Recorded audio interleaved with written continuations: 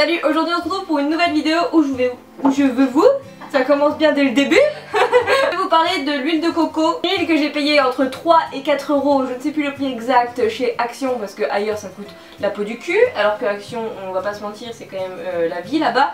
Et elle fait 300 ml, donc là elle est toute liquide parce que chez moi je suis au 15 millième étage et qu'il fait une chaleur à crever. Mais d'habitude c'est assez c'est solide en fait normalement. Donc en fait l'huile de coco là, donc les deux elles sont vendues chez Action.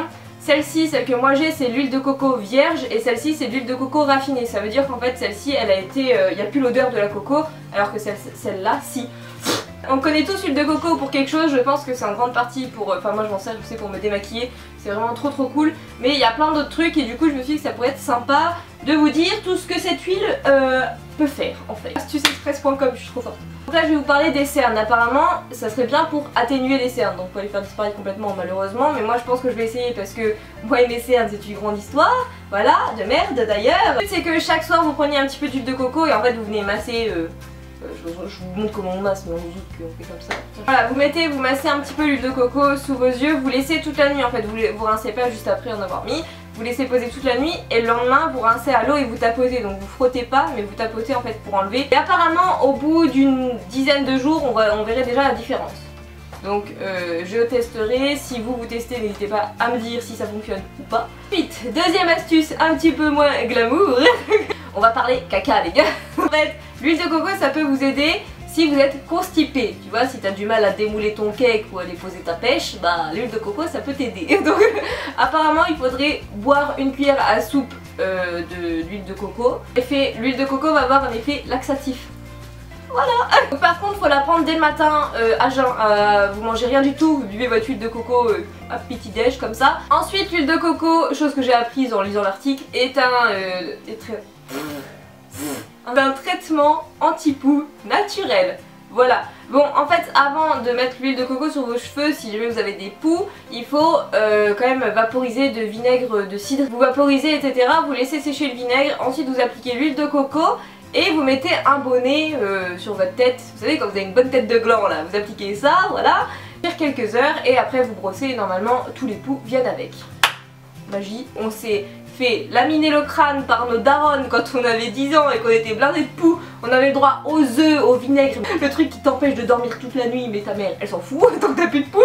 Non, t'as les mères un petit peu plus radicales qui te rasaient le crâne aussi, ça c'est sympa. N'oubliez bien évidemment de vous laver les cheveux après parce que le mélange vinaigre et huile de coco ça doit pas sentir très bon.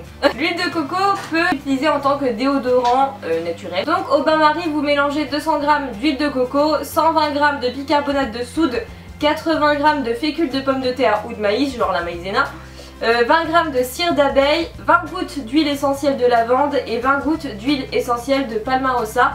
Et enfin je sais jamais si on dit palmarosa ou palmarosa. Vous tiendrez une texture assez liquide hein, donc du coup prévoyez quelque chose pour le mettre dedans. Voilà, vous en mettez sur votre doigt et hop. Côté animal, c'est utile pour les animaux du fait que ça peut éviter tout ce qui est infection etc au niveau des oreilles des animaux. Lutte contre les infections au niveau des oreilles de vos chats, vos chiens. Animaux de compagnie, je ne sais pas si c'est valable pour tous les animaux, en partie chiens et chats je pense que c'est bon. Donc du coup vous nettoyez les oreilles de votre chien, chat avec une solution nettoyante pour animaux, voilà. Et ensuite avec l'huile de coco. Gros côté positif pour le côté chat cette fois. Si vous en mettez sur les pattes de vos chats, donc les coussinets etc, vous en mettez un petit peu, ça évite les boules de poils, la formation de boules de poils. Donc naturellement ça je pense que vous êtes déjà beaucoup à le savoir, mais c'est super bon pour les lèvres sèches etc. Donc ça fait 15 000 fois mieux le rôle que d'un baume à lèvres random, voilà. Pour le visage et le corps, bah tout simplement, vous faites un petit massage comme si vous étiez un gommage ou un soin, n'importe lequel en fait, vous en prenez. Vous massez etc. Bon après il faut rincer parce que l'huile ne pénétrera pas complètement, mais laissez un petit peu agir avant de rincer, c'est toujours mieux, ça va vraiment hydrater votre peau. Et moi je sais que depuis que j'utilise l'huile de coco en tant que démaquillant c'est vraiment le truc idéal, je pense que je passerai pas à autre chose. Le savent peut-être aussi déjà, ça peut servir de dentifrice, donc effectivement c'est pas hyper bon en bouche non plus. Gardez à l'état solide, hein, vous faites pas fondre parce que après pour mettre sur votre brosse à dents paye ta galère. Par contre il faut bien sûr, je pense que ça vous savez aussi, faire le mélange avec du bicarbonate de soude. Donc par contre prévention, ne faites pas ça tous les jours. Certes ça blanchit les dents, après tu sens bon, mais faut vraiment pas le faire tous les jours. Le bicarbonate va vraiment abîmer vos dents si jamais vous le faites tout le temps. Donc je pense que grand max une fois par semaine, vraiment grand maximum à faire, surtout pour ceux qui ont les dents hyper sensibles. Si vous voulez une petite odeur sympa, vous pouvez rajouter des huiles essentielles. Voilà. Ensuite, une autre solution qui peut être beaucoup plus pratique que le glaçon, ça peut retirer le chewing-gum que vous avez coincé, par exemple dans les poils de votre animal ou vos cheveux. En fait, vous prenez de l'huile de coco, vous la frottez entre vos mains et vous passez sur vos cheveux comme ça et le chewing-gum va venir petit à petit, ou sinon vous prenez un peigne et ça va venir tout seul. Voilà, c'est beaucoup mieux que l'astuce du glaçon, je trouve. J'ai pas essayé, mais apparemment l'huile de coco peut nettoyer vos pinceaux. Donc c'est pas compliqué, hein. Vous mettez de l'huile de coco dans un verre, on va tester ça en direct. Apparemment l'huile de coco peut nettoyer vos pinceaux de maquillage, en plus ça sentira bon naturellement. Donc vous mettez de l'huile de coco fondue dans un verre, vous mettez votre pinceau, vous frottez un petit peu. Tu dois nettoyer ton pinceau avec une serviette en papier et tu le laisses et tu le rinces à l'eau chaude. Huile de coco dans une magnifique tasse Tom & Jerry. Ah, on trempe. Oh, ça sent vraiment trop bon quand même l'huile de coco. C'est Oh, ça sent bon. Oh la vache, ça marche bien, hein. Putain. Waouh, ça marche trop bien. Bon, mon huile de coco elle fait dégueulasse maintenant, mais waouh les gars, ça marche trop. C'est vrai que ça sent bon, putain. Regarde. Truc de ouf, il était tout noir le bordel. Et ben je valide carrément cette astuce là pour les pinceaux, c'est vraiment trop top. Et en plus du coup après ils sont tout doux. Ensuite ça aide à soulager les irritations, donc telles que les piqûres de moustiques, les coups de soleil, si vous êtes gratté, etc. N'importe quelle irritation, vous appliquez l'huile de coco dessus et c'est censé calmer voilà, vos démangeaisons quoi en gros. On passe aux cheveux, donc je pense que ça vous êtes une grande partie à connaître, mais bon dans le doute. Donc vous pouvez faire des masques à l'huile de coco sur vos cheveux, je pense, enfin moi j'ai déjà essayé, ça marche vraiment super bien, en plus moi j'adore vraiment la coco et l'odeur de coco, donc c'est le pur bonheur tu vois. Donc pas compliqué, tu prends ton huile de coco, tu mets ça sur tes cheveux, le mieux c'est quand même de laisser poser toute la nuit, mais tu peux laisser poser une trentaine de minutes, c'est déjà pas mal, et ensuite tu fais ton shampoing. Voilà, et ça je valide parce que c'est vraiment trop bien, et en plus ça répare tes cheveux, et en plus ça les rend brillants, et en plus ça les rend doux.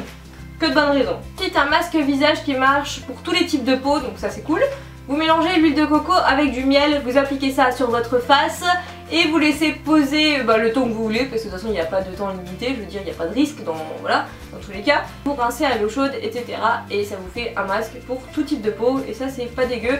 Surtout que miel, je sais que le miel c'est déjà pas mal du tout pour la peau, mélangé à l'huile de coco, je pense que c'est pas dégueu. Et je prends mon téléphone pour pas oublier, je veux dire n'importe quoi. Donc ensuite il peut servir d'exfoliant pour la peau et vous devez mettre donc de l'huile de noix de coco, de la noix de coco râpée, du sucre blanc, du sucre roux, du sucre vanillé ou bien quelques gouttes d'essentiel,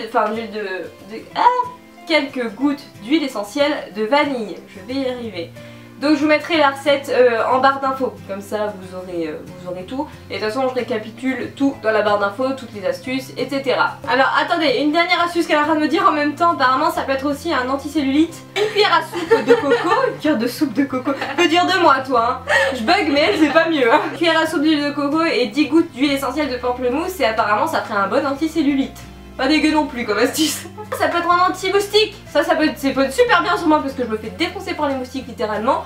Donc apparemment tu mélanges ton huile de coco avec, je pense en grande partie surtout de l'huile essentielle de citronnelle parce que le citron c'est vraiment ce qui repousse les moustiques. Et aussi l'amande poivrée, ça peut être pas mal non plus. J'ai oublié de vous dire, vous pouvez vous en servir pour la cuisine, c'est bien meilleur que n'importe quelle huile. Mais après, bon le gros problème c'est si t'aimes pas la coco quoi. Là par contre ça bloque je pense. C'est bien contre le cholestérol. Ça fait augmenter le bon cholestérol et ça diminue le mauvais cholestérol. Ça fait augmenter le bon cholestérol et ça diminue le mauvais cholestérol. C'est bien, répète après moi. N'hésitez pas à me rejoindre sur Snapchat, c'est en grande partie le réseau où je suis le plus active. Active, Alison, tu es une fille active. Maintenant, tout de suite, j'attends. Est-ce que j'ai des demandes? Non, j'attends. J'attends, pas les couilles. N'hésitez pas à liker cette vidéo si vous avez aimé les astuces, si vous en connaissiez déjà, si vous en avez appris, si vous en avez testé. Enfin bref, aime la vidéo quoi, tout simplement ça ira plus vite. Tu l'as aimé hein, parce que si t'as pas aimé tu aimes quand même. Bon, si t'as pas aimé, t'es pas obligé de mettre le pouce en bas, tu peux juste partir. C'est bien aussi. Je vous souhaite une bonne fin de journée, une bonne semaine, je vous fais des bisous et je vous dis à la prochaine. Salut! Je viens de me taper un rôle là à côté. Moi je fais pas la cuisine, j'aime pas ça. Enfin, c'est pas que j'aime pas, c'est que je suis une grosse quiche. C'est des bruits de cage, c'est mon chat qui est en train de se vénérer sur ma rate. Bah il faut hein, sinon moi je sais pas enchaîner hein. Passe un peu dans la merde. Adieu. Et tu peux... Attends, tu peux m'ouvrir le volet là-bas aussi. C'est bien chaud. Et tu prépares à manger là. Il est 10h30. Manger une brioche. T'appelles ça déjeuner? Bah non, parce que j'ai plus de céréales.